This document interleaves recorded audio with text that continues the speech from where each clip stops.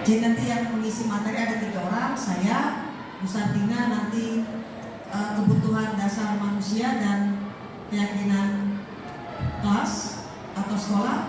Kemudian yang ketiga nanti Pak Imam posisi kontrol dan segitiga restitusi.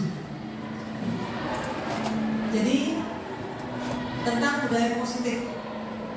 Ya Bapak Ibu, jadi budaya positif itu ini Bapak Ibu sebenarnya. Ini pun saya pahami benar-benar pada saat ya saya mengikuti CGMP Bapak Ibu ya. Jadi budaya positif itu ada paradigma belajar, disiplin positif, motivasi perilaku manusia, kebutuhan dasar manusia, keyakinan kelas, 5 posisi kontrol restitusi, dan segitiga restitusi. Kita mulai materi pertama tentang paradigma belajar. Bapak Ibu, paradigma belajar kita artinya perubahan mindset belajar kita Bapak Ibu, kita harus berubah. Saya pertama kali ngikutin CGMP itu Bapak Ibu modul 1.1 kayak kena tampar Bapak Ibu. Ini bukan omong kosong Bapak Ibu, benar tuh. Semakin di sini semakin salah aja saya Bapak Ibu. Asli salah. Salahnya apa? Begini Bapak, saya cerita. Sampai Pak Bayu itu, ya mungkin itu juga banyak dialami oleh CGMP lainnya Bapak Ibu ya. Salah saya begini. Dulu kita berpikiran bahwa siswa itu adalah kertas kosong ya kan? Bagus ya, siswa kertas kosong, kita bisa menuliskan apapun di kertas kosong itu kan Bapak? Itu salah. Artinya itu kan siswa itu berkembang dengan maunya kita, bukan maunya anak. Salah besar Pak. Ternyata anak itu dari lahir sudah bawa kelebihannya masing-masing. Yang terjadi pada kita adalah kita tidak pernah mau kenali potensi anak, sehingga semua siswa dianggap sama. Nah, begitu Bapak Ibu ya. Jadi ada kesalahan teori. Nah ini kalian juga harus paham nih, yang masih baru nih. Jadi siswa itu bukan kertas kosong yang bisa seenaknya kita tulis. Dia sudah punya bakat dari lahir. Nah guru itu hanya perlu kenali potensinya dan menuntunnya sampai dia menjadi manusia yang nanti bahagia, katanya KD, secara lahir dan batin. Jadi paradigma belajar, pembelajaran dengan paradigma baru itu adalah pembelajaran yang menekankan pada prinsip diferensiasi. Ini pernah kita bahas tahun lalu. Diferensiasi adalah pembelajaran yang berpihak pada murid. Artinya pembelajaran yang sesuai dengan kebutuhan siswa. Ini di awal Bapak Ibu kita sudah punya asesmen diagnostik non kognitif oleh BK, gitu kan? Di situ kita ketemu gaya belajar siswa, apakah dia linguistik, apakah dia visual, audio atau kinestetis. Itu non kognitif. Yang kognitif kita buat sendiri kan Bapak Ibu ya, di mapel masing-masing berdasarkan kesiapan belajar siswa. Baru kita kelompokkan siswa berdasarkan kesiapan belajarnya. Itu yang seharusnya dilakukan di guru di kelas Bapak Ibu. Belajar sesuai dengan kebutuhan siswa. Nah, jadi untuk apa? Sesuai dengan tahap perkembangan teori psikologi modern. Teori psikologi modern itu seperti apa Bapak Ibu? Jadi siswa itu, anak itu kan dimulai dari bayi, kemudian anak usia dini, balita, remaja, dan dia dewasa. Untuk mewujudkan profil pelajar Pancasila. Semua karakternya di situ nanti. Profil pelajar Pancasila. Nah ini yang berubah. Saya ingat ini pernah disampaikan oleh Bu Windy waktu saya masih nggak ngeh. Di sini baru makin paham Bapak Ibu. Jadi kita ubah paradigma stimulus respon harus ke pendekatan teori kontrol. Apa? Yang pertama, kebutuhan kita sama. Teori kontrol, kebutuhan kita berbeda. Setiap orang berbeda Bapak Ibu. Setiap anak itu beda kebutuhannya, beda kesiapannya. Yang kedua, semua orang melihat yang sama. Teori kontrol, semua orang gambarannya berbeda. Iya, tergantung perspektif orang. Semua orang bebas berpendapat. Ini yang kami diajarkan di CGP Bapak Ibu. Sampai Pak Bayu bilang begini, Bapak Ibu jangan takut berpendapat. Pendapat itu adalah aset. Siapa saja yang melakukan kerja benar boleh, nggak apa-apa. Jadi pendapat itu adalah aset. Nah, kita dibiarkan untuk berpikir, berkembang, berpikir Bapak Ibu untuk memiliki perspektif tertentu terhadap kasus-kasus tertentu. Yang ketiga, kita mencoba mengubah orang agar pandangan sama dengan kita. Ini salah Bapak Ibu. Dari kontrolnya kita berusaha memahami pandangan orang lain tentang dunia.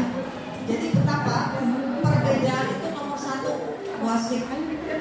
Jadi orang kalau mau beda pendapat nggak apa-apa, anak-anak. Jadi selama itu tidak sifatnya negatif, ya. Yang keempat, stimulus respon, perilaku buruk dilihat sebagai suatu kesalahan. Nah ini dia.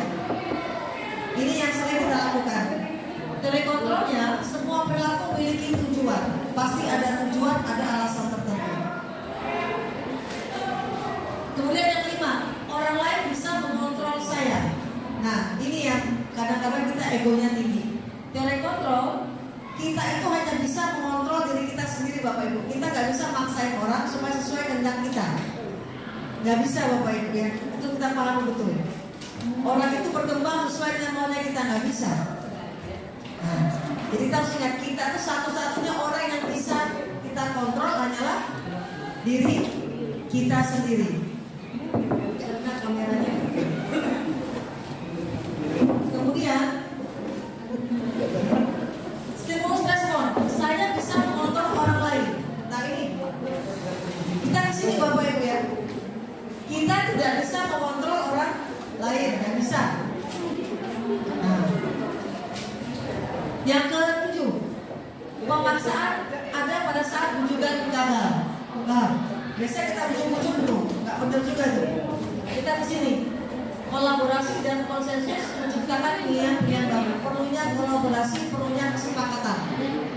Dan yang terakhir, stimulus respon, model berpikirnya menangkal. Oh, saya uang ini, pendapat saya diterima. Nah, sedangkan kalau terkontrol tidak, semuanya berpikir menang, semuanya dihargai. Nah, itu yang kita mau bangun ini Bapak Ibu. Ya, dan itu sudah kita bangun, sudah kita buktikan di SMP 3. Kegiatan-kegiatan besar kita, kegiatan lomba kita di sini Bapak Ibu. Ya, cuma kita perlu pertajam lagi Pak. Pertajamnya apa? Mungkin di sini. Ya. Setiap orang itu punya perspektif berbeda. Jadi kita harus menghargai yang di sini. Semua orang punya pandangan berbeda. Jadi Bapak Ibu, ini bisa kita terapkan di kelas pada saat kita mengajar Bapak Ibu.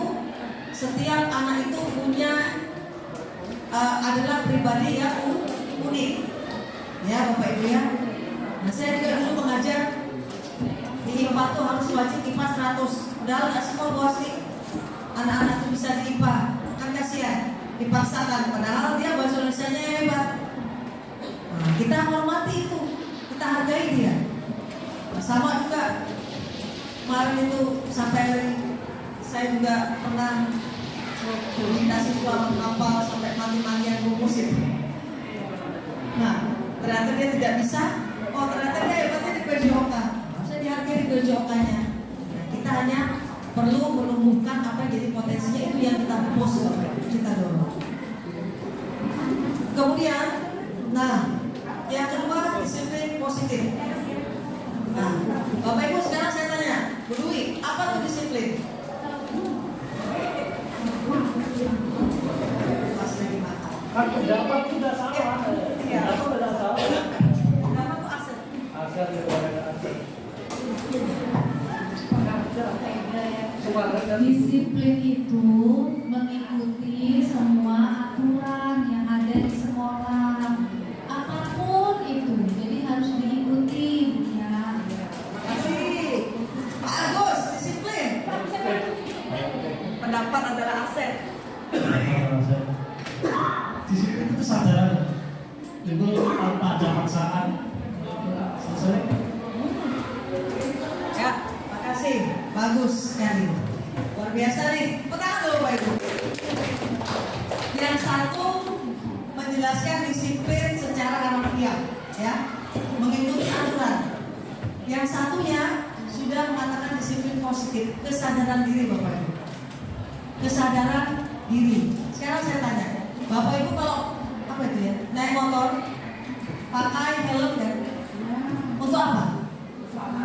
Keselamatan. Sadar dan sadar diri kan Bapak Ibu ya, untuk keselamatan, bukan karena takut ditilang polisi bukan tanda, tapi sadar untuk keselamatan. Begitulah disiplin positif yang kita mau bangun sama anak-anak kita Bapak Ibu. Mereka sadar tentang dirinya, bahwa itu penting untuk dirinya. Disampaikan oleh Pak Agus, simple tapi kena. Sadar diri, sadarkan diri. Nah, itulah namanya disiplin positif. Jadi tujuannya menumbuhkan kesadaran dan memberdayakan murid tanpa, garis bawahi Bapak Ibu, tanpa imbalan, penghargaan, ancaman ataupun hukuman. Nanti kita bahas ini. Nah, ya. Untuk kita mendidik, sebanyak mendidik, tujuan kita adalah menciptakan anak-anak yang memiliki disiplin diri. Nih, supaya mereka berperilaku mengacu pada nilai-nilai kebajikan universal, sehingga dia mengalami perubahan perilaku yang lebih baik. Jadi ini yang kita mau bangun. Sulit nih Bapak Ibu ya, tapi kalau kita lakukan secara bersama-sama, ya pasti bisa. Jangan pernah kita mengatakan tidak mungkin dan segala macam. Untuk kita bisa buktikan sudah Bapak Ibu, selama kita serius, semua dijalankan bersama-sama, pasti bisa. Yang penting adalah pembiasaan. Lanjut Bapak Ibu, apakah hubungan disiplin positif dengan perasaan pelajaran pada pihak para murid? Ada. Kalau sudah sekolah itu sudah menerapkan disiplin positif, pasti siswanya ini Bapak Ibu sesuai dengan Permendikbud 6 karakter profil pelajar Pancasila. 1, apa bukan tuh? Profil pelajar Pancasila, baik Bang, 1.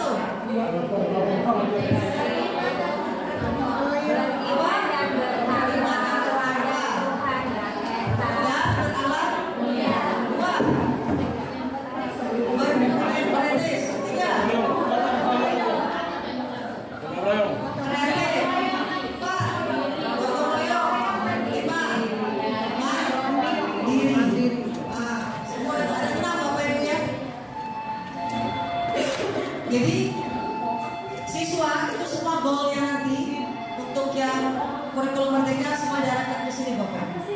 Kalau sudah siswanya punya karakter P5, ya pelajar Pancasila, bukan P5 ya, profil pelajar Pancasila, maka sekolahnya pasti aman, nyaman dan menyenangkan. Pasti tidak ada masalah karena semuanya kondusif. Ya. Jadi disiplin positif ini kayaknya memang pilar apa ya? Kalau bangunan itu fondasi utama, ya kan? Fondasi untuk menuju siswa yang profil pelajar Pancasila sehingga sekolahnya pasti aman, nyaman dan menyenangkan. Ditambah sehat. Nah, ini nilai-nilai kebajikan yang akan kita capai pada individu. Bapak Ibu, banyak organisasinya. Ada 6. Kami hanya tampilkan 3 saja. Yang pertama profil pelajar Pancasila, ini untuk poinnya. Ada 6 Bapak Ibu ya. Kemudian IBO, Primary Years Program, toleransi, rasa hormat, integritas, mandiri, menghargai, antusias, empati, keinginan, aktivitas, kerjasama, berjanji dan komitmen. Kemudian life skill berarti keterampilan di hidup. Apa itu punya dapat dipercaya? Lurus hati. Lurus hati itu maksudnya apa Bapak Ibu? Jujur kali ya. Jujur. Pendengarnya aktif, tidak merendahkan orang. Ini kita mau bangun nih. Bukan cuma siswa, kita pun juga harus seperti ini. Tidak boleh merendahkan orang dan memberikan terbaik pada diri. Jadi kalau kita bekerja, bekerjalah dengan mode terbaik. Seperti itu Bapak Ibu. Jadi ini adalah nilai-nilai kebajikan yang menjadi tujuan dari setiap individu setelah kita tadi menerapkan disiplin positif. Lanjut Bapak Ibu, sekarang motivasi perilaku manusia. Nah, tadi disampaikan Pak Agus disiplin positif. Jadi motivasi perilaku manusia itu Bapak Ibu ada 3. Jadi manusia itu berperilaku ada 3. 1, untuk menghindari ketidaknyamanan atau hukuman. Biasanya ini kan siswa ini atau kita pakai helm karena takut dirazia. Itu berarti motivasi dari dalam nih, bukan dari dalam, dari luar, ekspresif namanya. Kemudian yang kedua, untuk mendapatkan ibadah atau penghargaan dari orang lain, untuk dilihat Bapak Ibu. Jadi berbuat baik itu untuk dilihat orang. Nah, itu ekspresif. Yang ketiga, motivasi dari dalam. Ini yang mau dibangun.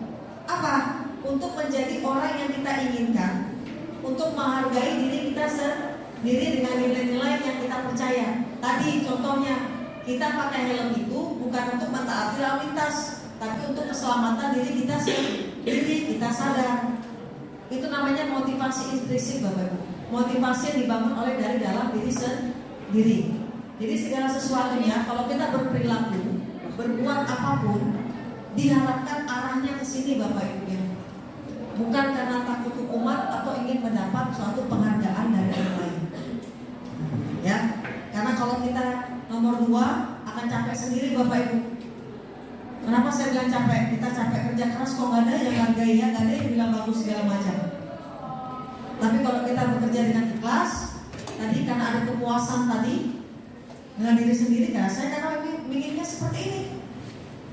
Sehingga apa, pencapaian itu akan terus berlanjut, tidak stagnan, tidak ada batasannya. Lanjut. Nah, sekarang pertanyaannya begini Bapak Ibu, saya minta dijawab ya. Silakan dibaca pertanyaannya. Nanti kami minta berapa orang untuk menjawab. Silakan Bapak Ibu.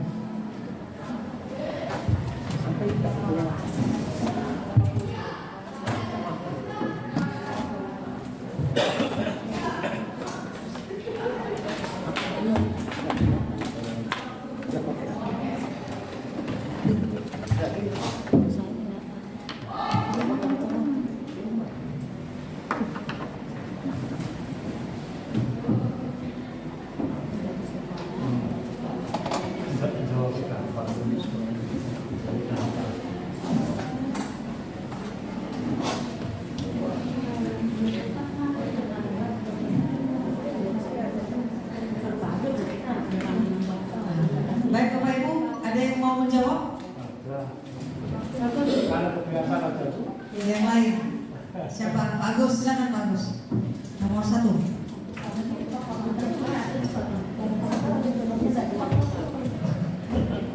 Silakan Pak Agus. Alhamdulillah.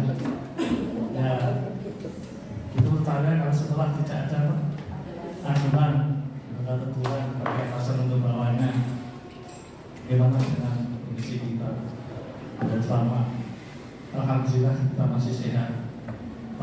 Yang kedua, kesadaran apapun juga kesadaran itu dimulai dari diri sendiri. Dan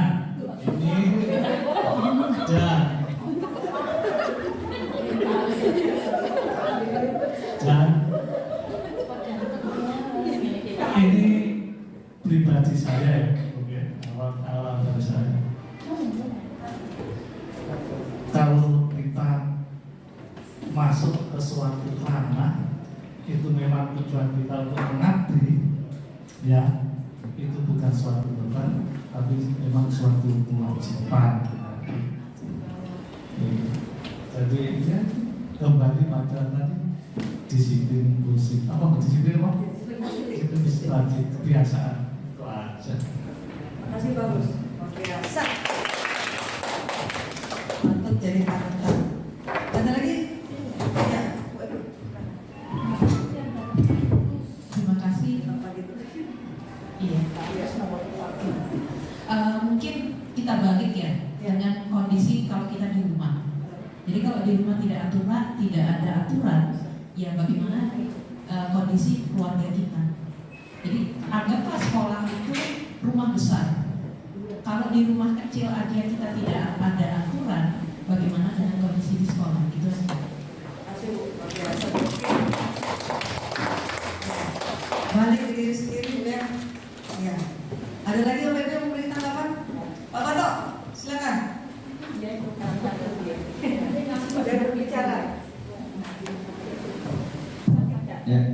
kasih atas kesempatannya. Saya kira apa yang disampaikan dari Pak Agus dan Bu Ebi tadi sudah mewakili tadi ya, cuma saya bisa tambahkan ya terkait daripada aturan sebenarnya kembali kepada yang tadi, yang kembali kepada pribadi kita masing-masing, bagaimana kita menjalankannya. Mungkin itu saja. Terima kasih. Ya, jadi Bapak Ibu, ini semua berguru, saya pikir itu hebat semuanya.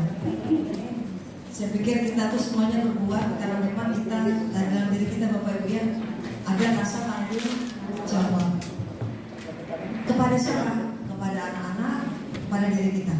Kita juga ingin jadi panutan yang baik kepada anak-anak, kan begitu Bapak Ibu ya. Jadi mau dia ada teguran, mau dia ada reward apa segala macam, kita tidak mengharapkan itu. Nah, ini yang sudah dibangun lagi-lagi sampai SMP 3 ini. Walaupun belum semua yang masih peduli dengan itu semua, tapi kita pelan-pelan bergerak ke sana. Mudah-mudahan kita bisa bekerja karena memang kesadaran diri kita untuk bekerja dengan baik dan penuh tanggung jawab. Nah, yang kedua Bapak Ibu, ini untuk anak-anak kita. Kira-kira dari 3 jenis motivasi tadi, mana yang paling banyak anak-anak kita ini berdasarkan perlakuan anak kita di sekolah Bapak Ibu? Yang paling banyak mereka naati aturan itu karena apa Bapak Ibu? Yang pertama karena hukuman, yang kedua tadi karena pantang, yang ketiga dari dalam diri sendiri. Yang paling banyak yang mana Bapak Ibu? Hukuman, itu ya, terpaksa, berarti belum sadar dengan dirinya sendiri. Nah, ini pelan-pelan kita ubah Bapak Ibu. Kenapa? Karena kita sudah tidak, tatip kita udah nggak pakai poin kan?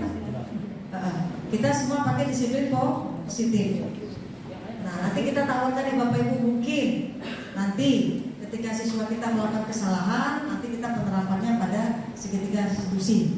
Pak Imam nanti jelaskan. Atau nanti kita bisa buat kesepakatan ini, ketika siswa misalnya, saya mencontoh membuang sampah sembarangan ketemu.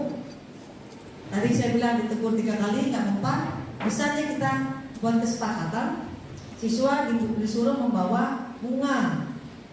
Kan itu bukan hukuman ya, tapi namanya konsekuensi. Ya. Nanti kita bahas apa beda hukuman, konsekuensi dan restitusi. Ya, jadi Bapak Ibu murid-murid kita di sekolah ini masih berapa Pak? Kalau saya buat persentase berapa? 75% ya karena hukuman, atau 90%? Iya, itu pelan-pelan kita rubah Bapak Ibu ya. Bagaimana karakternya saya bilang, kerja kita guru-guru itu luar biasa. Ubah mentalnya dulu gitu. Nah, supaya dia sadar bahwa apa yang dilakukan itu salah dan dia bertanggung jawab dengan apa yang sudah dilakukannya. Baik Bapak Ibu lanjut. Nah, jadi ini perbedaan antara hukuman, konsekuensi dan restitusi. Ya. Perlu saya bacakan Bapak Ibu ya. Kalau hukuman tidak terencana, biasanya spontan Bapak Ibu ya. Terlambat lari lapangan, terlambat dimarahin, gitu ya. Kemudian konsekuensi terencana atau disepakati sesuai aturan. Restitusi ada prosesnya, nanti ada tahapannya, nanti disampaikan oleh Pak Imam. Hukuman, murid tidak dilibatkan, tidak tahu apa yang terjadi. Ini biasa saya lakukan juga, bersifat satu arah dan biasanya berupa hukuman fisik. Tadi kita cubit itu hukuman Bapak Ibu ya, atau suruh lari lapangan itu hukuman. Konsekuensi, murid tetap dibuat tidak nyaman. Kemudian sikap guru selalu memotor murid seperti tadi. Kita suruh bawa anak-anak bunga. Kalau anak-anak tidak nyaman itu masuk konsekuensi. Tapi nanti kita bahas di segitiga diskusi Bapak Ibu ya. Jadi ada konsekuensinya. Ada konsekuensi ketika siswa tidak mengikuti aturan. Restitusi, nah ini prosesnya menciptakan kondisi bagi siswa untuk memperbaiki kesalahannya. Ada proses kolaborasi, berarti ada proses diskusi. Siswa ini paham dia melakukan kesalahan, kemudian kita tawarkan apa yang dilakukan untuk memperbaiki kesalahannya. Itu yang dimaksud dengan kolaborasi. Sehingga restitusi itu termasuk teori kontrol. Ini kita mau. Sedangkan konsekuensi itu stimulus respon. Kalau hukuman mode paksaan, mungkin di SMP 3 kita sudah mulai meninggalkan ini Bapak Ibu ya. Kebanyakan guru-guru tuh di sini sudah. Tapi pelan-pelan kita mau arah ke teori kontrol ini, restitusi. Saya pernah tanya sama Pak Bayu. Pak Bayu, kira-kira ada tidak batasan untuk melaksanakan segitiga restitusi itu? Kalau masalahnya ribet, betul, pokoknya masalahnya complicated. Katanya Pak Bayu, tidak ada, Bu. Tidak ada batasan untuk melaksanakan segitiga restitusi itu. Nah, selama itu dilaksanakan secara baik oleh guru semuanya, pasti teori kontrol itu akan terlaksana dengan baik. Begitu Bapak Ibu. Nah, sekarang saya tanya Bapak Ibu, ini ada berapa kasus kita bedain antara hukuman sama konsekuensi? Satu, mengganti penghapus teman yang dihilangkan, hukuman atau konsekuensi Bapak Ibu? Konsekuensi.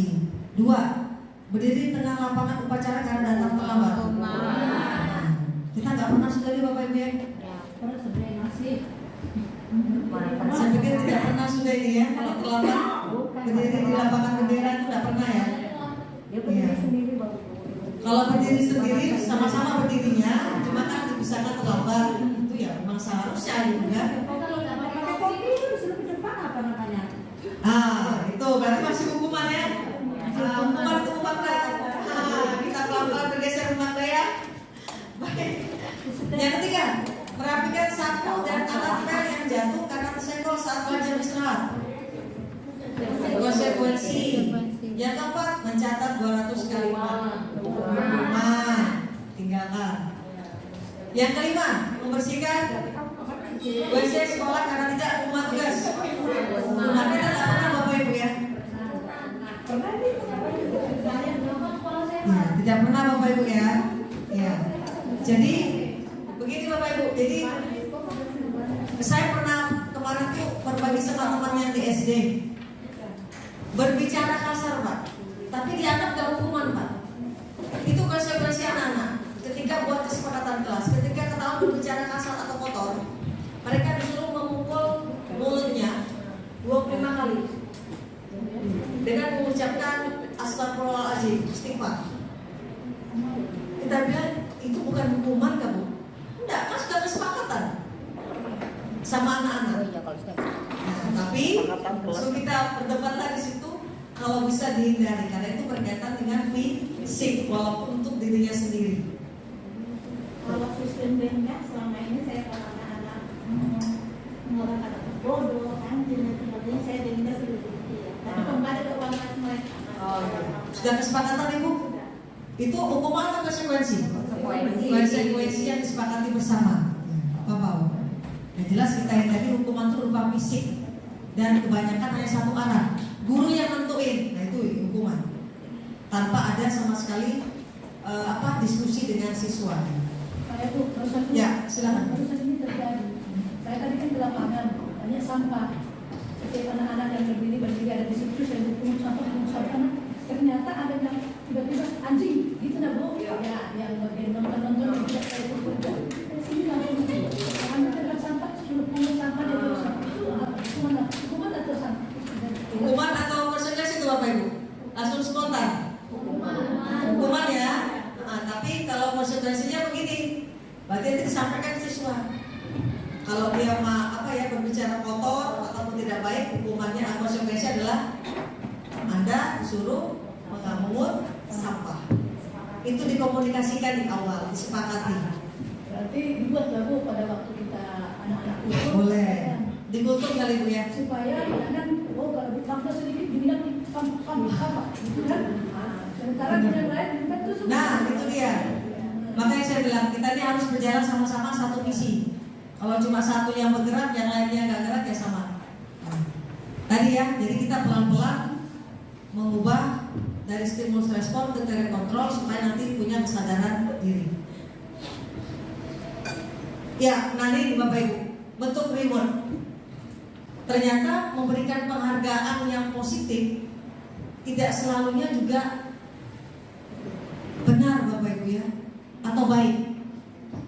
Nah, bentuk reward itu ada pujian, ini biasa di kelas kan. Kamu pintar, kamu baik, bagus sekali. Nah, itu. Yang kedua, penghormatan, memberikan pengumuman tentang prestasi. Biasanya gini.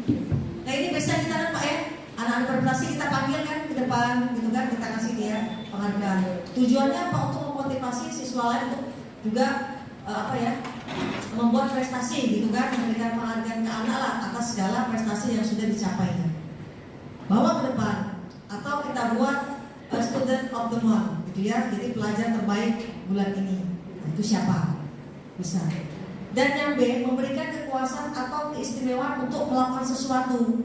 Nah, ini ketika dia sudah berprestasi, kita buat dia penghargaannya bukan dalam bentuk uang ataupun dalam bentuk barang, bukan Bapak Ibu, tapi dikasih tugas yang lebih tinggi tingkatannya. Misalnya dia dinobatkan jadi ketua kelas, dia dinobatkan jadi duta lingkungan karena kerajinannya. Nah, yang diharapkan itu Bapak Ibu mungkin yang kesini, yang ke B, supaya apa? Kalau kita nomor 3 kita kasih hadiah reward, nanti jadinya dia materialistis, biasa flip and back, gitu kan? Ketika tidak ada reward, ya itu mental begitu tuh yang harus kita minimalisir. Kita pun juga begitu Bapak Ibu ya. Iya. Jadi kalau nggak ada penghargaan, nggak ada reward, nggak mau kerja, nggak dikasih uang, nggak mau kerja, nggak ada uang ya Bu. Nanti kebiasaan mentalnya sampai besar. Mau berbuat baik karena hanya untuk mendapatkan reward. Yang keempat, tanda penghargaan reward simbolis ini biasa di kelas, mungkin ini tidak apa-apa lah. Misalnya sudah apa perasaan hari ini kan dikasih emoji itu kayak anak TK itu, emojinya senang kayak smile gitu.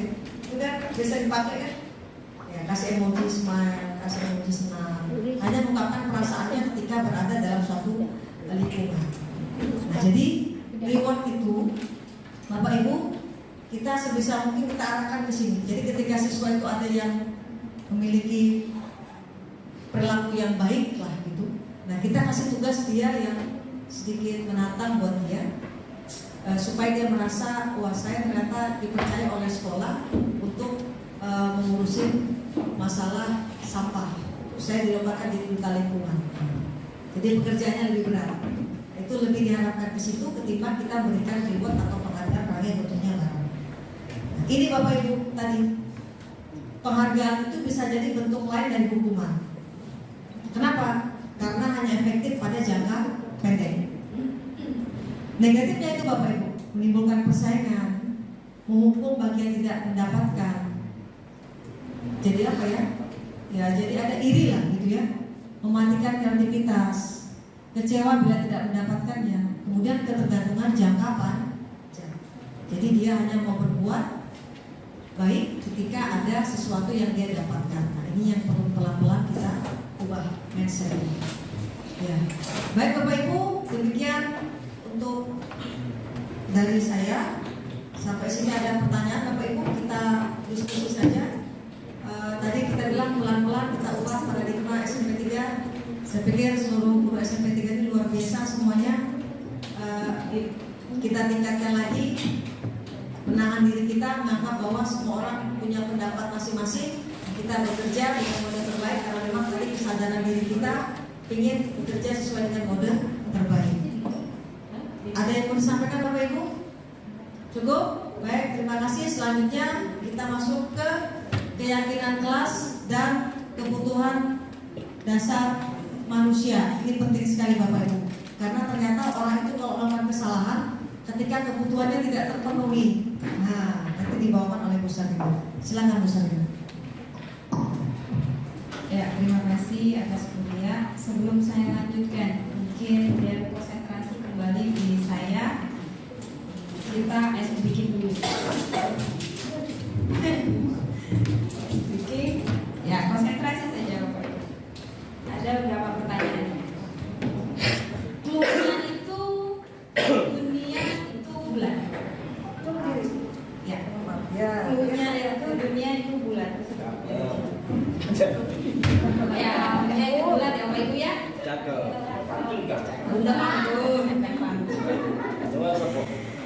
Oke.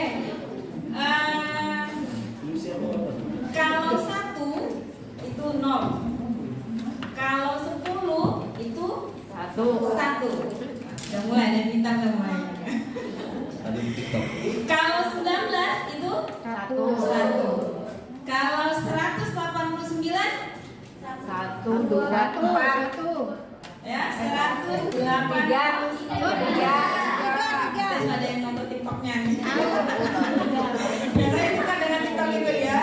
Jadi kelas juga anak-anak ya, jadi Dicari yang mana? ya. Kalau 100 artinya Kelihatannya ada dua ya. Oke, saya sudah lanjutkan ya Pak Bibian, sudah bisa semuanya. Cakep. Ya. Ya. Terima kasih. Saya ke ya sudah ya Bapak Ibu bisa ya. Ya. Saya kembali sini adalah keyakinan kelas. Ya. Jadi pertanyaannya mengapa keyakinan kelas? Kenapa bukan tidak peraturan saja langsung? Ya, itu. Apa sih kok sibuk harus buat keyakinan kelas gitu ya, langsung peraturan aja gitu. Kelas ini ruangan ini langsung keyakinan langsung peraturannya tek selesai. Ternyata jadi kembali lagi, saya ini pertanyaan dari saya, mungkin disinggung sudah Bu Ria tadi, mengapa kita memiliki peraturan tentang penggunaan helm pada saat mengendarai kendaraan roda 2 atau bermotor? Ya, selain karena peraturan, mungkin kita lebih pada safety kita, keselamatan ya. Jadi kemungkinan jawaban kita adalah untuk keselamatan. Nah, kedua, mengapa kita memiliki peraturan tentang penggunaan masker dan cuci tangan pada saat COVID setiap saat? Nah, kemungkinan jawaban kita adalah untuk kesehatan dan keselamatan. Jadi artinya kita sudah tidak lagi berpikir tentang peraturannya, tapi nilai kebajikannya. Jadi kebajikan, nilai pendidikan universal. Mungkin harusnya diterlebih, harusnya nilai-nilai kebajikan tadi sudah disinggung. Nah, nilai keselamatan atau kesehatan atau di sini dua-duanya ya dari jawaban itu bahwa itu adalah sebuah keyakinan yang kita miliki tentang peraturan itu.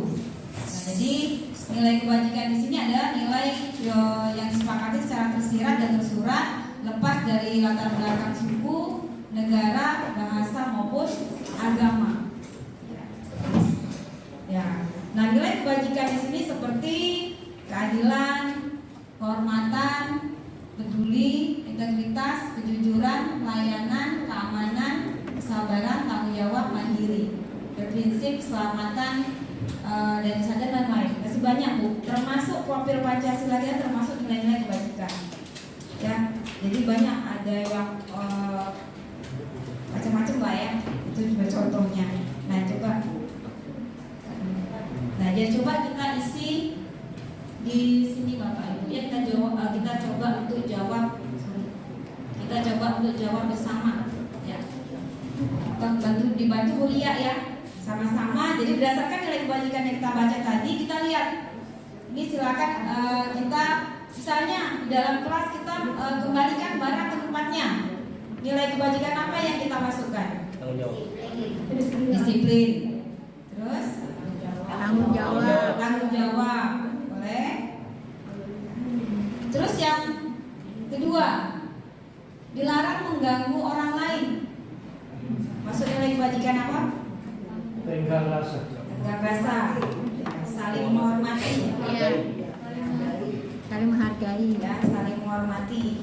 Yang kedua, hadir di sekolah 15 menit sebelum pembelajaran dimulai. Disiplin. Apalagi Tanggung jawab. tanggung jawab, komitmen terhadap aturannya, Ya. peraturan. Ya. Kemudian dilarang melakukan kekerasan. Ya, keamanan, ya, rasa aman enggak tuh kita. Ya, kemudian saling menghormati. Yang berikutnya, dilarang menggunakan narkoba. Nilai kebajikannya apa? Kesehatan. Ya, kesehatan kan lebih kepada sehat. Ya. Kemudian bergantian atau menunggu giliran. Tertib. Yang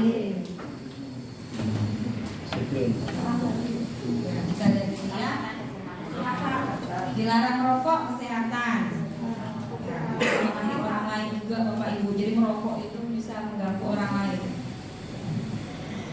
Gunakan masker, lebih ke keselamatan. Keamanan. Kemudian Safety box. ya berjalan di kelas atau koridor.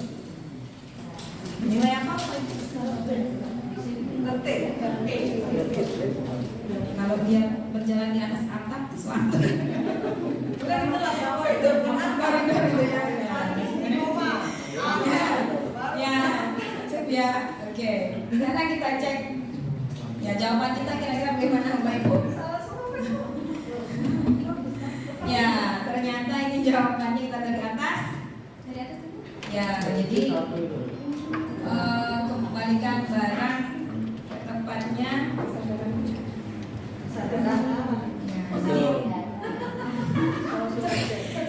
Ya, lihat solusinya apa? Ya, ini solusinya.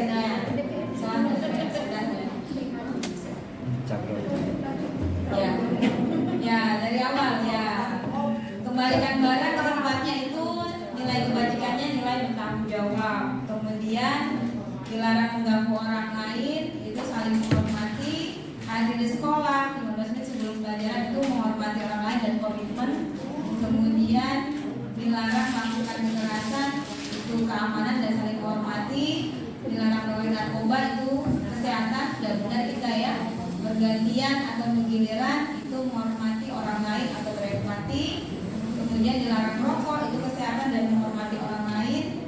Berjalan koridor itu keamanan dan keselamatan. Jadi berjalan di koridor itu masuk keselamatan ya. Jalan besar itu juga di jalan pelan. Ya, bisa jadi lah ya. Di apa trotoar maksudnya. Ya.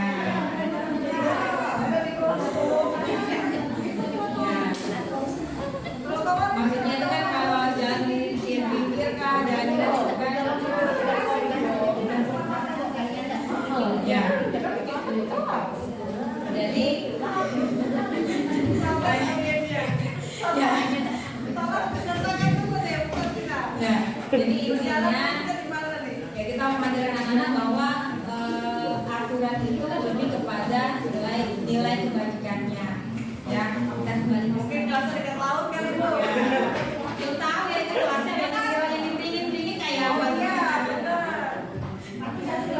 Nanti jatuh di laut gitu kan. Nah, jadi kan kondisinya sekolahnya orang-orang kan tidak sekolah kita semua kan. Kita sekolah kita safety. Ya.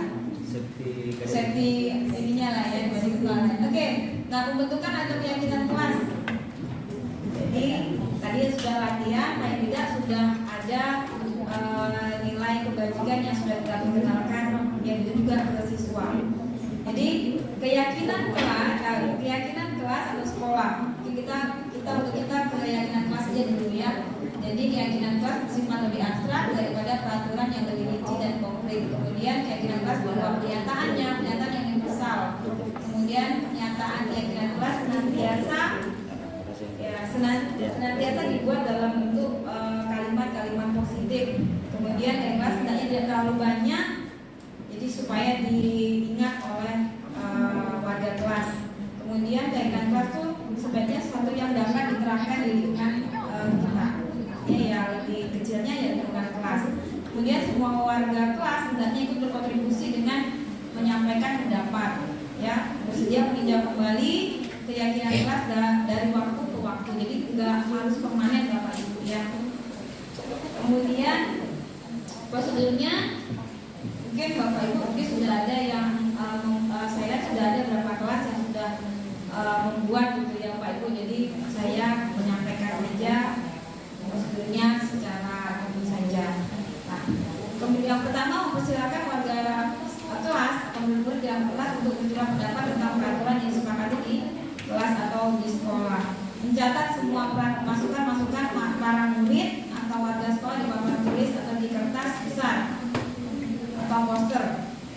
Jadi di kelas. Nanti besok-besok boleh tuh nanti anggota OSIS boleh membuat peraturan ya kesepakatan kita juga bersama nggak apa-apa.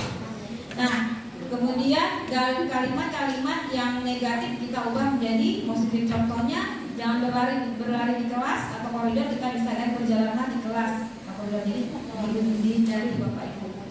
Ya, ditarik jaraknya. Kemudian 4, tinjau kembali surat pendapatnya. Kemudian contoh tadi ya Bapak Ibu, misalnya banyak nih yang mengajukan masukan, misalnya berjalan di kelas, dengarkan guru, datang tepat waktu, itu jadikan satu, yaitu saling menghormati dengan nilai kebajikan, hormat, keyakinan nilai yang berasal dalam daftar disepakati. Nah, kemudian 5, tinjau ulang keyakinan sekolah atau kelas secara bersama-sama. Jadi diminta untuk itu. Kemudian banyaknya tidak bisa terlalu banyak, 3 sampai 7 saja cukup. Nah, kemudian setelah keyakinan kelas selesai dibuat, maka semua warga kelas dipersilakan tinjau ulang. Ya, jadi boleh dibaca ulang, mau nulis, kalau saya disuruh tulis ulang di bukunya. Jadi dikarenakan kita setiap berbeda.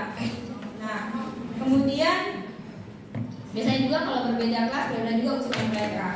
Nah, ini keyakinan kelas hanya bisa diletakkan di dinding atau yang bisa dilihat oleh semua orang. Nah, ini contoh dari keyakinan kelas, yang hanya ada 3. Jadi cuma kalau kayak gini kadang anak-anak agak sulit menginginnya ya, tapi tidak apa-apa. Ya, dibiasakan saja. Nah, ini misalnya hormat, kami meyakini bahwa sangat penting untuk menghormati semua orang dan barang milik orang lain. Kemudian yang kedua, bekerja, kami meyakini bahwa sangat penting untuk mengerjakan segala pekerjaan atau mengikuti kegiatan yang telah ditugaskan. Kemudian diterima dan dimiliki, kami meyakini bahwa sangat penting untuk merasa diterima pada suatu kelompok dan saling peduli pada orang lain. Ini hanya 3. Nanti kita lihat pendalamannya Bapak Ibu. Jadi ada rinciannya, ya. Nah, ini contoh kesepakatan kelas, tapi saya belum tempel Bapak Ibu. Baru buat aja sebagai tugas. Jadi kesepakatan, jadi boleh kayaknya antara kesepakatan dengan gaji dan orang sama ya. Boleh diposisikannya. Nah, ya kayak tadi ya. Ya, ini kalau ini keyakinan kelas, kalau ini kesepakatan kelas. Jadi masih ini ya masih cara umum. Ya. Nah, ini contoh saja. Nah, ini pendalamannya. Jadi kalau tadi itu 3, kadang kan siswa masih belum terinci. Jadi hormatnya bagaimana? Jadi biasanya mereka kan masih karena sakit abstraknya mereka belum bisa. Jadi kita bisa menerapkan seperti ini.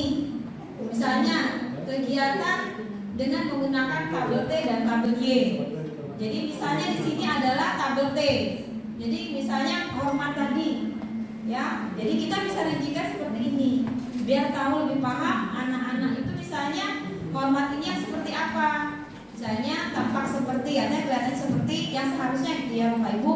Misalnya datang tepat waktu, yang tidak tampak seperti artinya yang biasa atau bahkan kita lakukan. Saya sering terlambat. Terus itu menyapa teman dan guru setiap hari, ya. Nah, ini tidak tampaknya artinya tak acuh kepada teman dan guru. Kemudian mengembalikan barang teman yang telah dipinjam dan mengucapkan terima kasih.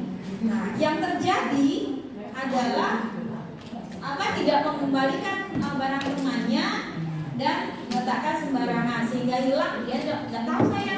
Nah, itu yang terjadi di siswa kita. Ya, akhirnya timbul ada kelahi di antara anak-anak.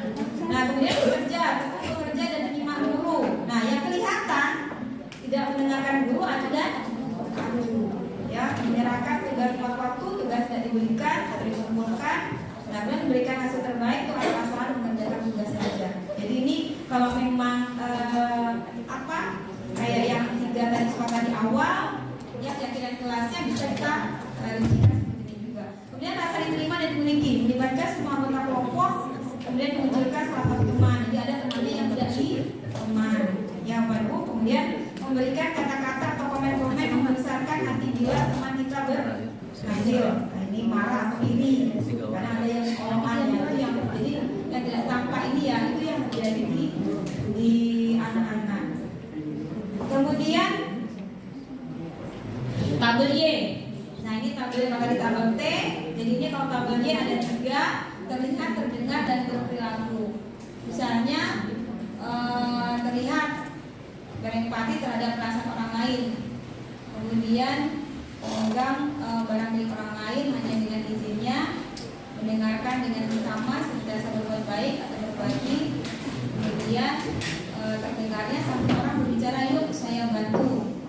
kita bisa selesaikan ini juga kemudian boleh saya pinjam. Nah ini jadi ucapannya kalau kita biasakan ke anak-anak untuk melakukan itu, jadi terdengarnya. Kemudian berperilaku tersenyum ramah, memberikan salam hormat, berjabat tangan, memberikan ruang bekerja, kemudian postur tubuh yang tenang. Jadi ini tabungan Bapak Ibu ya. Jadi bisa dilihat bahwa ada dua, karena yang ini agak sulit.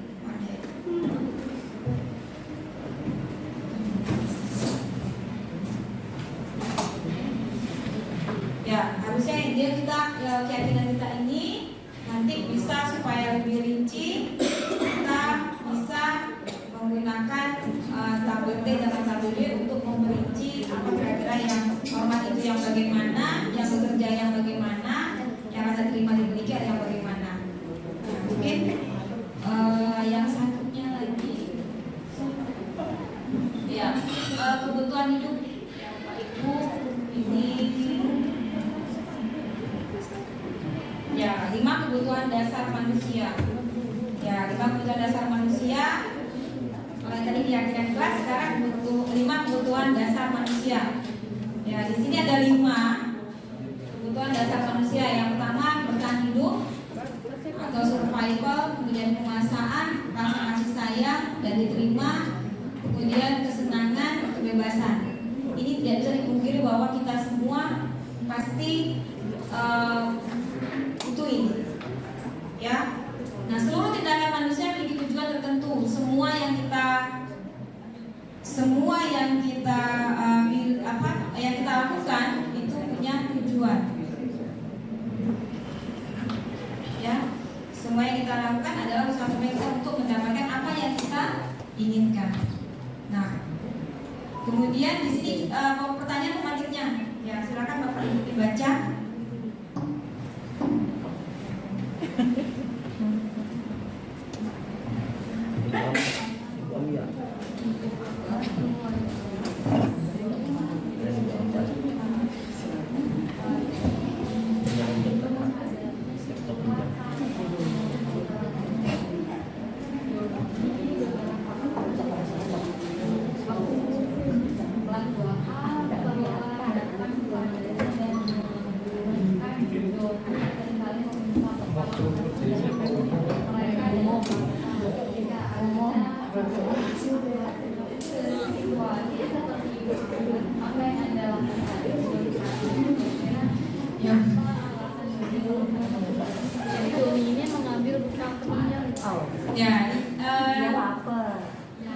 Ya, jadi ini adalah salah satu kasus yang mungkin di kita juga pernah ya, biasanya pas ya anak-anak tuh bawa bekal, terus tuh ya cuman kalau kita nggak ada yang ngadu, kalau juga ada yang ngadu ya Pak Ibu. Jadi di sini Ibu Ambar, guru wali kelas 2 itu dia bingung menghadapi ulas salah satu muridnya si Doni karena beberapa anak di kelas 2 ini datang padanya mengeluhkan Doni yang seringkali meminta bekal siang mereka dengan paksa. Jadi jika Anda menghadapi situasi seperti Bu Ambar, apa yang lakukan? Ya, kita lihat berkaitan dengan kebutuhan 5 kebutuhan dasar manusia. Ya, kebutuhan dasar manusia ini sekalian kita review yang kasus tadi, sekalian kita jelaskan apa sih kebutuhan yang bersifat 5 kebutuhan dasar manusia ini. Yang pertama kebutuhan bertahan hidup atau survival, kebutuhan yang bersifat fisiologis. Untuk bertahan hidup misalnya kesehatan, rumah dan makanan. Nah, termasuk di sini kebutuhan biologis juga termasuk ternyata kebutuhan bertahan hidup, yaitu meneruskan turunan katanya di sini ya. Kemudian dari proses reproduksi termasuk kebutuhan untuk tetap bertahan hidup. Komponen psikologis pada kebutuhan ini meliputi kebutuhan dan rasa aman. Dalam kasus Doni di atas, apabila jawaban Doni ketika ditanya oleh Bu Ambar adalah karena ia lapar dan orang tua tidak bawakannya makanan, maka kebutuhan dasar yang sedang dipenuhi oleh Doni adalah kebutuhan untuk bertahan hidup. Ya, ini dan bersama itu. Yang kedua, rasa kasih sayang. Nah, kebutuhan akan kasih sayang ini adalah kebutuhan diterima, ya, berhubungan dengan koneksi sosial, kebutuhan untuk memberi dan menerima kasih sayang, dan kebutuhan untuk merasa menjadi bagian dari suatu kelompok. Nah, nih. Ya, jadi karena itu anak-anak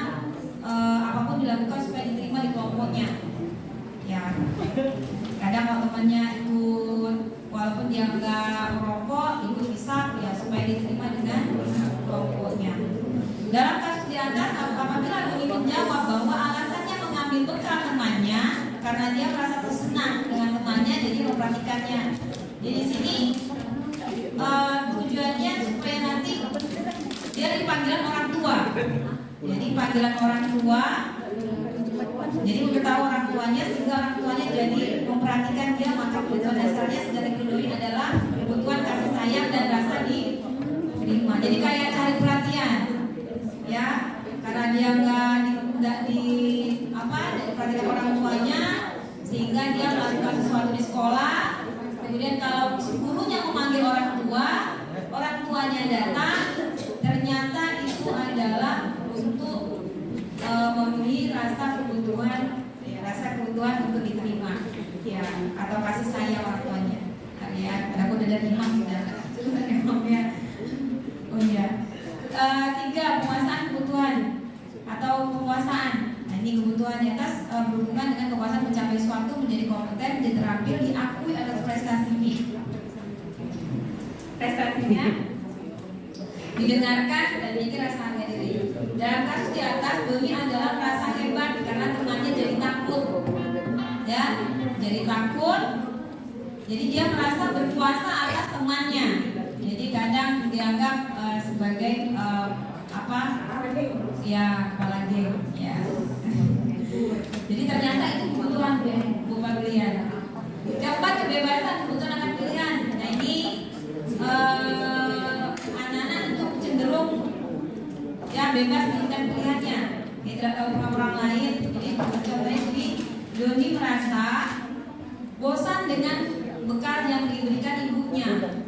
Jadi dia mau mencoba bekal temannya. Jadi dia berusaha. Jadi ini dianggap sebagai memenuhi kebutuhan kebebasan dalam memilih menunya. Jadi dia mau tidak suka dengan bekal ibunya, dia mengambil yang temannya.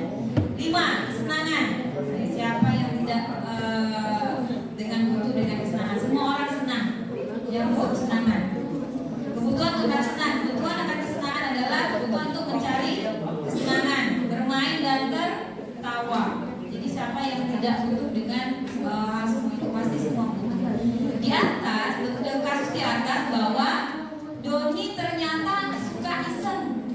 Jadi dia kadang-kadang itu iseng aja terhadap teman-temannya. Jadi mengambil bekal temannya, dia senang tanpa memperhatikan temannya yang susah. Tapi dia senang melihat orang susah.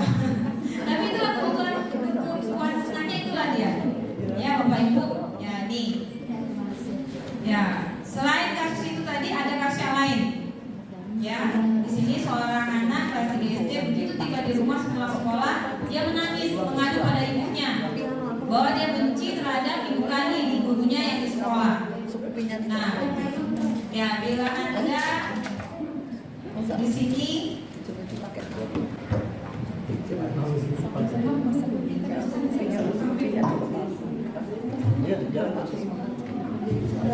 jadi di sini remotnya satu kali remotnya. Jadi di sini apa yang akan dilakukan Dinda besok ketika mau sekolah? Kita lihat. Jadi ada anak yang tidak suka gurunya, ditanyain ini. Jadi kalau jawaban Dinda, ibu guru bilang aku tidak boleh bersenandung atau bernyanyi sewaktu mengerjakan tugas. Katanya kelas harus tenang, tidak ada suara, kan nggak jadi seru jadinya. Ini merupakan memenuhi kebutuhan kesenangan. Kalau kita sebagai guru kira-kira bagaimana Pak? Membolehkan? Tidak boleh? Ya, ini nggak memenuhi fleksibel. Jadi boleh nanti ya ada waktunya. Pelajaran nanti kita kasih waktu di anak-anak ini untuk bernyanyi. Ya. Jadi jangan langsung dikat Bapak Ibu. Ternyata begitu ya. Jadi dulu. Yang kedua, ibu guru tidak menyapaku hari ini, padahal aku pakai jepit rambut baru. Ini untuk kebutuhan apa? Rasa kasih sayang dan rasa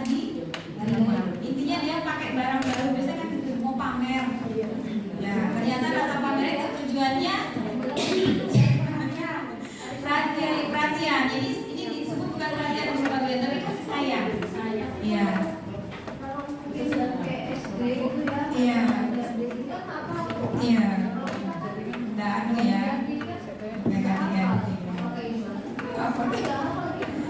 Ya ternyata tapi ini paling tidak kita memperhatikan ini barang baru gitu. Baru kita karena kita sudah kelas 9 Bu, jadi tidak terlalu banyak kelas 9 ya. Tapi ternyata di teman-teman mereka itu kadang dia senang. Ih kamu baru-baru ya, ada yang baru ya, ada yang baru. Apa-apa, yang kedua ya. Tapi di temannya itu biasa terjadi, ya. Makanya kadang anak-anak itu kalau sama orang dewasa tetap sama lingkungannya. Kemudian yang keempat, aku bosan, masa belajarnya cuma gitu-gitu aja, dengerin aja terus. Ya kebutuhannya apa? Kebebasan. Anak-anak itu kadang mau bebas. Tapi bebasnya bukan yang ideal. Ya, jadi kadang-kadang hilang. Makanya kadang kita perlu meselidiki. Ya.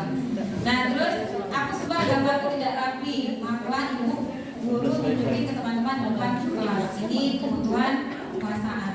Ya mungkin itu dari saya. Silakan Pak Imam posisi restitusi, posisi kontrol dengan segitiga restitusi.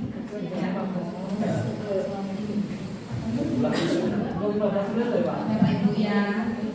Ya, ini habis jauh ya. Mungkin saya 1 jam setengah harus dibagi.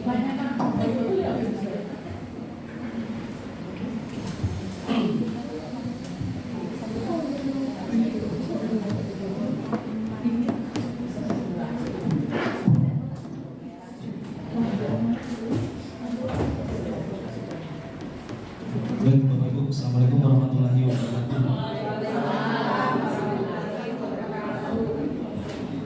Mohon izin berdiri Bapak Ibu. Pertanyaan sebentar aja Bapak Ibu. Waktunya sudah tinggal berapa 15 menit. Baik Bapak Ibu, terima kasih atas kesempatannya. Jadi saya berdiri di sini tidak bermaksud menggurui seperti itu. Jadi ini adalah tugas kami sebagai guru penggerak. Jadi mungkin secara empiris Bapak Ibu, senior-senior saya sudah melakukan terlebih dahulu. Di sini saya hanya berbagi berlandaskan atas teori. Karena saya lihat dasar materi dari guru penggerak ini adalah secara teoritis dan memang ilmu pengetahuan itu berubah Bapak Ibu. Kalau dalam filosofi Ki Hajar Dewantara ada kodrat zaman Bu ya, kemudian kodrat manusia. Jadi zaman dan manusia itu relevan Bapak Ibu. Jadi seiring perkembangannya zaman, kebutuhan manusia juga itu berubah, apalagi dalam dunia pendidikan. Seperti itu Bapak Ibu ya. Jadi saya tidak, sekali lagi saya disclaimer, saya tidak mungkin mengajari ikan berenang seperti itu. Baik Bapak Ibu, saya percepat. Tadi sudah dijelaskan Ibu Ria ya masalah budaya positif. Masalah budaya positif, kemudian yang saya bahas di sini adalah tentang segitiga restitusi dan 5 fungsi kontrol guru seperti itu. Bapak Ibu guru sudah ada tersenyum hari ini? Sudah? Belum? Karena Bapak Ibu secara secara penelitian, secara psikologi, kalau kita tersenyum katanya bisa memperbaharui ya, kondisi psikologi kita. Seperti itu. Refresh, jadi kita bisa lebih semangat lagi Bapak Ibu ya. Jadi sebanyak-banyaknya kita tersenyum seperti itu. Kemudian ini siapa sih yang nggak kenal Ki Hajar Dewantara? Ini adalah tokoh pelopor pendidikan kita ya. Beliau yang awalnya mendirikan taman baca di Yogyakarta seperti itu. Dulu waktu zaman Belanda yang bisa bersekolah atau yang bisa menempuh pendidikan itu hanya orang-orang Belanda. Dengan gebrakan beliau sehingga masyarakat Indonesia kemudian bisa bersekolah. Awalnya pendidikan itu hanya untuk masyarakat Indonesia yang ingin menjadi pegawai negeri. Tapi lambat laun kemudian seiring berjalannya waktu akhirnya pendidikan itu menata dan sampai kita rasakan sampai saat ini. Seperti itu Bapak Ibu. Nah ini konsep pendidikan Ki Hajar Dewantara, jika kita hubungkan dengan budaya, tentu kita ingin mengharapkan lingkungan yang positif dan berpihak kepada murid. Jadi orientasinya kepada murid, bukan kepada guru tapi kepada murid. Nah ini Bapak Ibu, restitusi 5 posisi kontrol guru, kemudian ada namanya segitiga restitusi. Jadi menurut Dian Gosser, ya, lagi-lagi ini secara teoritis, karena memang di modul-modul guru penggerak seperti itu kita mempelajari beberapa modul. Di situ dikemukakan bahwa guru perlu meninjau kembali penerapan disiplin di dalam ruang kelas mereka selama ini, karena di luar sana setelah diteliti memang butuh yang namanya perubahan dalam rangka mendisiplinkan siswa, sehingga pemerintah kita kalau saya lihat landasan berpikirnya itu memang mengadopsi dari luar Bapak Ibu. Jadi memang mengadopsi dari luar yang sudah diteliti, dan setelah diteliti memang ini relevan dengan kehidupan saat ini, seperti itu. Nah posisi kontrol yang pertama tadi sudah dibahas sama ibu yang dua, Ibu Sartina sama Ibu Ibu Ria, penghukum, kemudian ada pembuat orang bersalah, kemudian sebagai teman, kemudian yang keempat kita sebagai pembantu, dan kelima adalah kita sebagai manajer. Jadi ada 5 Bapak. Nah dari kelima ini, dari kelima ini yang ingin yang ingin dicapai adalah tahap manajer. Jadi bagaimana kita sebagai guru bisa berlaku atau bertindak sebagai seorang manajer, seperti itu. Next Bu. Nah ini Bapak Ibu, contoh dari guru kalau sebagai penghukum, ya. Jadi seorang penghukum bisa menggunakan hukuman bahkan fisik maupun verbal. Jadi hukuman itu tidak hanya fisik, tapi juga secara verbal juga bisa, dengan kata-kata kasar yang tidak pantas, seperti itu. Mungkin contohnya patuhi aturan saya, atau kita berkata awas, kemudian kamu selalu saja salah. Dan ini juga saya juga sering lakukan. Lagi-lagi Bapak Ibu, kita bisa berbenah bagaimana kita bisa berubah menjadi lebih baik, karena setiap hari kita mengajar memang untuk belajar, seperti itu. Kemudian yang kedua poinnya adalah membuat merasa bersalah. Jadi membuat merasa bersalah ini, pada posisi ini biasanya guru akan bersuara lebih lembut Bapak Ibu, ya. Misalkan ibu sangat kecewa sekali dengan kamu, berapa kali Bapak harus memberitahu kamu, ya. Gimana coba kalau orang tua kamu berbuat seperti ini. Nah justru di posisi ini murid akan memiliki penilaian diri yang buruk tentang diri mereka Bapak Ibu. Murid merasa tidak berharga dan dia seolah-olah tidak dianggap dan tidak dihargai. Nah itu akibat dari sikap seorang guru yang membuat merasa bersalah. Next. Kemudian ini menjadi teman. Saya rasa teman Bapak Ibu guru juga sudah melakukan ini. Menjadi teman berarti guru pada posisi ini tidak akan menyakiti murid, ya, sebagaimana layaknya kita berteman, bersahabat, ya. Tidak mungkin kita menyakiti atau melukai sahabat kita, ya. Seperti itu. Sama dengan hubungan antara guru dengan murid Bapak Ibu, seperti itu. Jadi kita mengontrol murid melalui hubungan secara persuasif. Posisi teman pada guru bisa negatif atau bisa positif.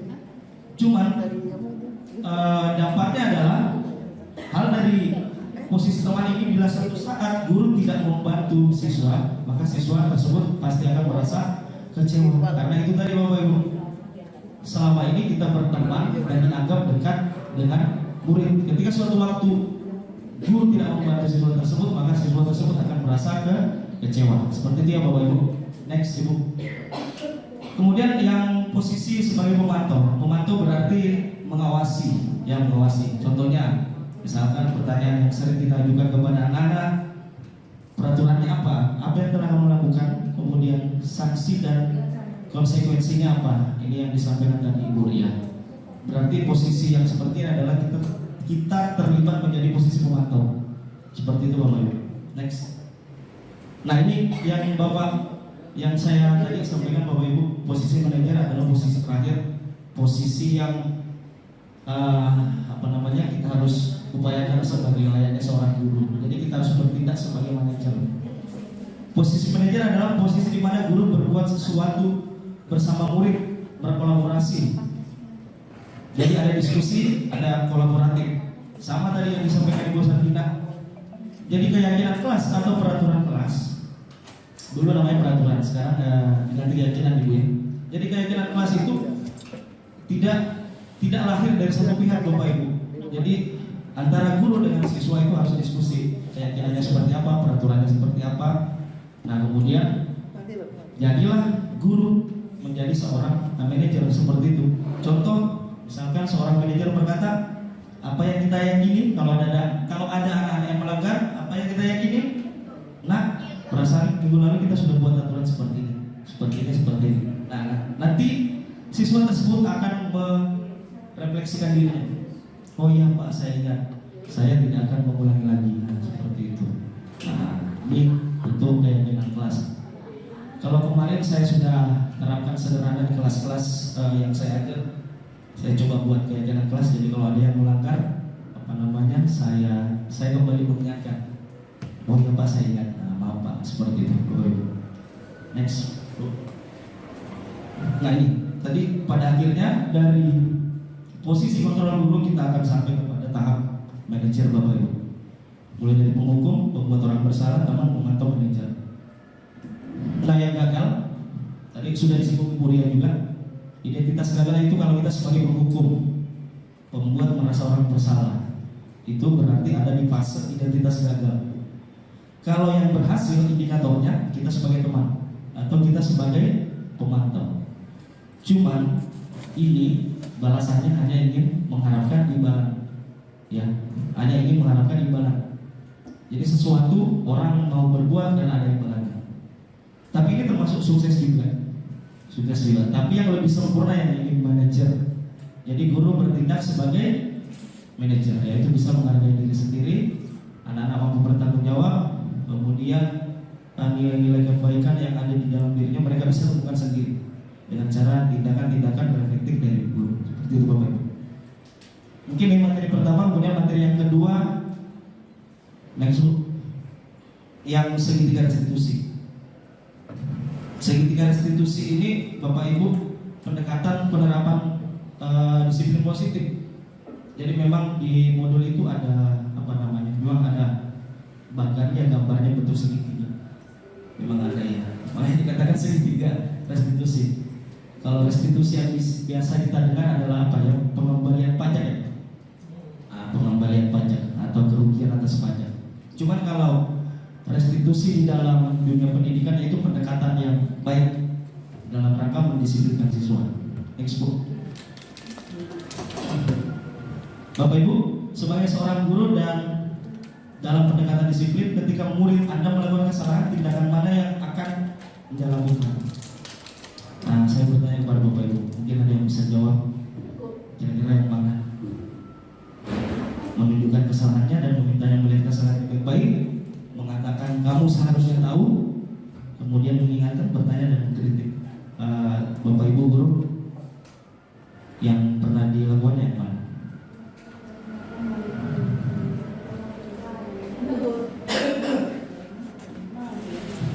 Ini dalam rangka mendisiplinkan siswa. Itu yang keempat. Yang keempat ya. Bertanya padanya kenapa kamu melakukan sesuatu yang seharusnya tidak kamu lakukan, seperti itu. Dan saya pun juga seperti itu. Lagi-lagi ini secara teori Bapak Ibu ya.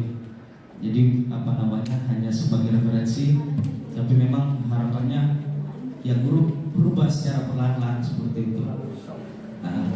Next Ibu, ternyata Bapak Ibu, kalau Anda melakukan tindakan tersebut tadi mungkin Anda membuat murid itu merasa gagal seperti itu. Ternyata pertanyaan-pertanyaan yang dilontarkan tadi itu hanya membuat murid merasa apa namanya? Merasa gagal. Jadi selama ini kalau kita menggunakan kalimat atau diksi seperti itu kepada siswa, yang mungkin di benaknya dia merasa bersalah, mungkin seperti itu. Tapi ya ada juga yang mungkin berubah seperti itu. Next. Nah, tadi restitusi membantu memiliki tujuan disiplin positif, memulihkan dirinya dan dari perbuatan salah, mengakui bahwa itu salah dengan mengembalikan aturan atau keyakinan kelas yang telah dibuat di awal, seperti itu yang disebut. Next. Nah, ini ada 3. Jadi ada 3 poin, ada 3 fase di dalam segitiga restitusi. Yang pertama itu menstabilkan identitas atau stabilize dan identity. Kemudian yang kedua, validasi tindakan yang salah, validate dan misbehavior. Kemudian yang ketiga, menanyakan keyakinan, seek dan belief. Jadi ini Bapak Ibu adalah 3 langkah ketika kita akan melaksanakan pendekatan-pendekatan disiplin positif kepada siswa. Karena kemarin saya coba terapkan ini, next Ibu, saya terapkan di dalam next book. Di mana di kelas saya coba meriset atau membuat sederhana, dan ternyata memang susah karena bukan diri saya seperti itu, bukan diri saya. Jadi kebiasaan-kebiasaan yang lama yang sudah menjadi tradisi dalam diri saya, ketika akan dirubah hanya dalam waktu sehari bahkan berapa menit ini sulit. Jadi saya di sini bawa catatan karena memang bermain peran lah. Ada petunjuk dari modul itu. Nah, seperti ini maksudnya. Kalau di tahap menstabilkan identitas, ya, ketika ada anak-anak yang bermasalah, Bapak Ibu, jadi kita panggil. Nah, kita panggil, kemudian kita tanya apa masalahnya, nak. Nah, kita tanya baik-baik. Kemudian mereka sudah menjawab. Kemudian kita sampaikan tidak apa-apa berbuat salah. Kita bisa menjelaskan ini. Betul, semua orang pernah melakukan kesalahan. Nah, kita fitrahnya manusia biasa. Nah, seperti itu. Bapak di sini mencari penyelesaian bersama-sama. Kita berpikir bersama-sama, kemudian kita memperbaiki situasi ini. Jadi seperti ini kalimat-kalimat dari modul memang yang bisa oleh pemerintah. Jadi saya coba bertanya dengan menggunakan kalimat ini Bapak Ibu pada siswa seperti ini. Kemudian direkam. Kemudian itu di tahap menstabilkan identitas. Kemudian di tahap yang kedua, di bagian segitiga restitusi itu, lanjut tuh. Tindakan yang salah. Di tahap ini saya bertanya, kamu pasti punya alasan kenapa melakukan itu, kenapa bolos, kenapa manjat pagar, ya seperti itu. Nanti anak-anak menjawab. Kemudian Ibu next. Kemudian kita kembalikan kepada nilai-nilai atau keyakinan yang telah disepakati di awal. Jadi kita flashback.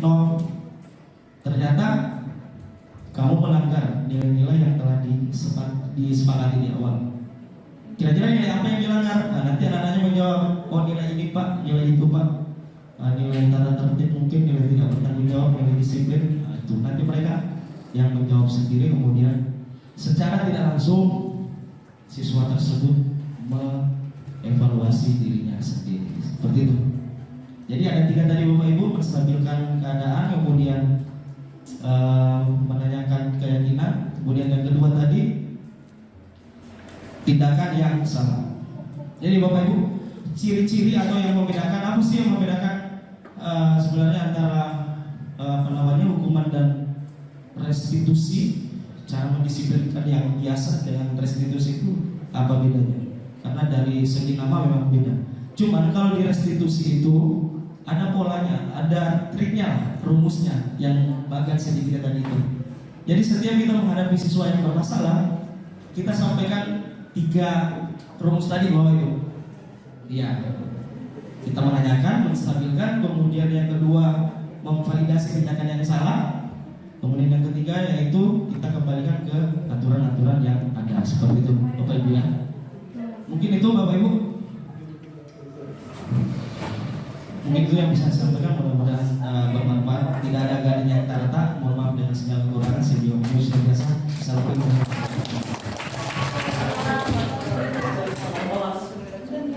Ya, terima kasih Bapak Ibu. Ini mudah-mudahan apa yang kami sampaikan tidak hanya lewat, mudah-mudahan sama-sama kita memperbaiki apa mungkin yang selama ini yang disebabkan tidak